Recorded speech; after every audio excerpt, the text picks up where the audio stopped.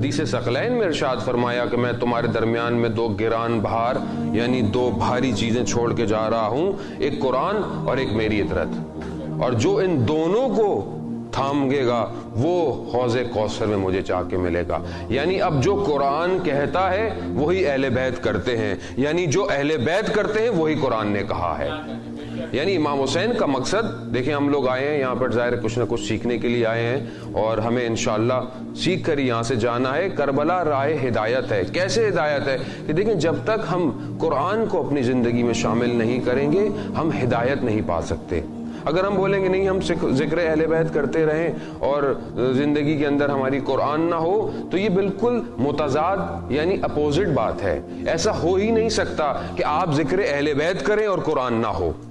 یعنی یہ غلط کانسیپٹ ہے کہ ہم بولتے ہیں کہ نہیں اہل بیت کو الگ سے حملے قرآن، نہیں، ہم یا تو پھر اہل بیت کو نہیں سمجھے یا پھر ہم قرآن کو نہیں سمجھے۔ میثم ابن تمار کو خلیفہ وقت نے کہا کہ علی کی مدح کرنا چھوڑ دو، تو میثم نے کیا جواب دیا تھا؟ میثم نے کہا کہ کیا میں قرآن کی تلاوت چھوڑ دوں؟ یعنی یہ نہیں کہا یا علی، یعنی یہ نہیں کہا کہ قرآن کی تلاوت چھوڑ دوں میں عین قرآن ہے۔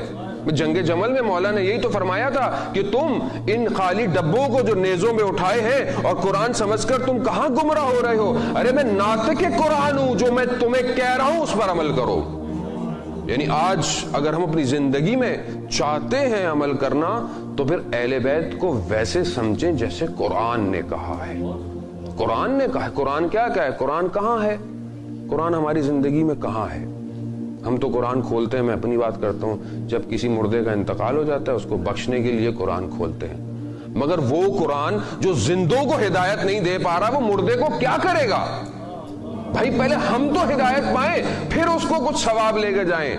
ہمیں ہدایت پائیں۔ قرآن میں ارشاد فرماتا ہے پروردگار بسم اللہ الرحمن الرحیم الف لام میم ذالک الکتاب لا ریب فیہ ھدی للمتقین، کہ شک نہیں ہے کہ یہ وہ کتاب ہے کہ جو متقین کے لیے ہدایت ہے۔